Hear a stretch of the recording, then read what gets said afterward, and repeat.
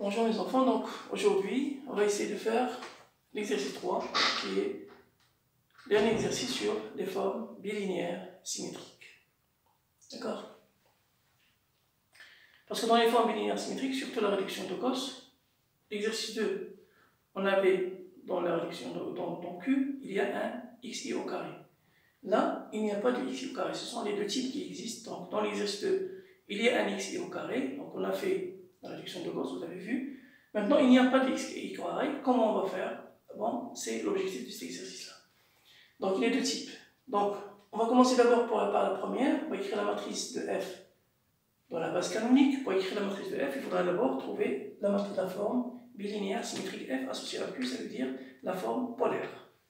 C'est bon? Donc d'une manière claire, petit 1, vous avez f de x1, x2, x3, y1, y2, y3.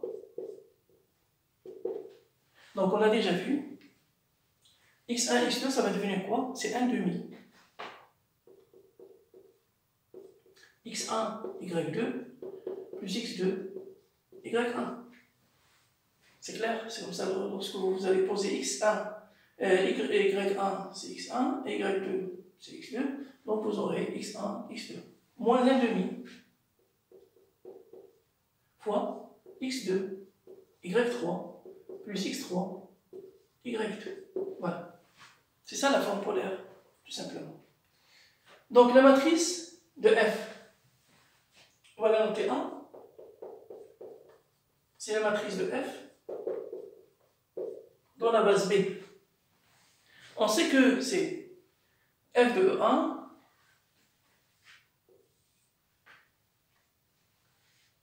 donc c'est f de E1, E1.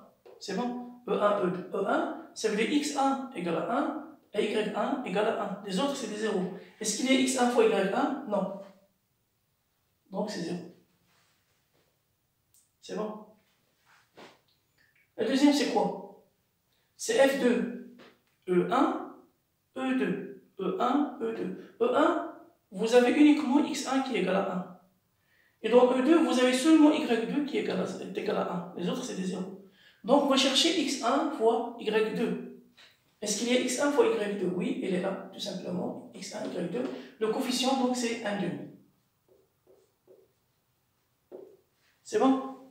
Là, c'est quoi? C'est f de E1, E3. E1, x1, c'est 1.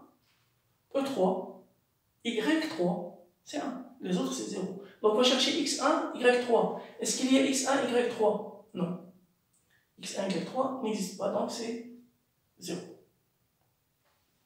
Là, c'est f de E2, E1. f de E2, E1, c'est f de 1, E1, E2. Donc, c'est 1 demi, parce c'est une matrice qui est symétrique.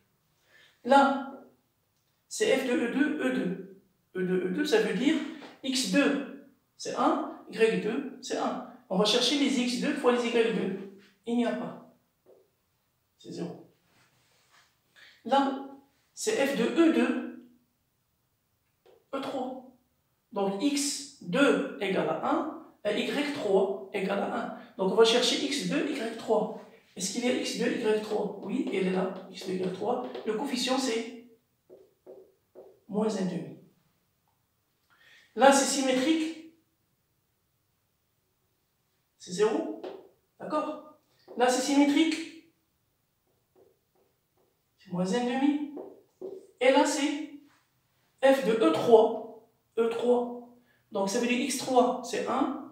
Y3, c'est 1. On va chercher le coefficient de x3, y3. Il n'y a pas. C'est 0. C'est bon? Deuxième question. Donnez la réduction de Gauss de Q. Donc, s'il y a un carré, ça veut dire x1 au carré, on va faire comme on a fait dans l'exercice 2. C'est clair. S'il n'y a pas de carré, comme ce cas-là, x1, x2, x1, x3, ainsi de suite, donc tout ça, on pourra toujours l'écrire sous la forme d'un produit. C'est bon? Donc, il faudra chercher ce produit-là. Par exemple, ici, vous avez x2. On va factoriser par x2. Vous avez q de x1, x2, x3 est égal. On On va factoriser par x2. Qu'est-ce qu'il reste? Il reste x1 moins x3. Bon, là, on va utiliser une formule spéciale. C'est que a fois b est égal à 1 quart a plus b au carré moins a moins b au carré. C'est tout. Donc si vous calculez a plus b au carré, moins 1 moins b au carré, a au carré moins a au carré c'est 0, b carré moins b carré c'est 0, 2ab moins 2ab, ça veut dire 4ab, divisé par 4, ça donne ab. Donc c'est ce qu'on va utiliser ici, d'une manière très simple.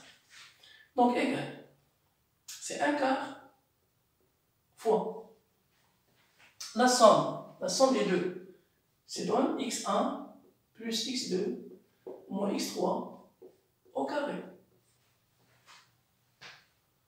Maintenant la différence, ça moins ça bien ça moins ça, c'est la même chose. Donc vous allez avoir x1 moins x2 moins x3 au carré. Voilà. Et donc ça va donner 1 quart x1 plus x2 moins x3 au carré moins 1 quart x1 moins x2 moins x3 au carré. C'est clair? C'est ça la deuxième question. Maintenant, avant de répondre à la troisième question, on l'a déjà fait à plusieurs reprises, on pourra répondre directement à la quatrième question. Combien de carrés aussi positifs? Vous avez un seul carré positif et un seul carré négatif. Et donc la signature de Q, c'est A1. C'est bon. Un terme positif et un terme qui est avec un signe négatif. Le rond de Q, c'est 1 plus 1. C'est 2. La dimension de E orthogonale vient du quart. D'accord?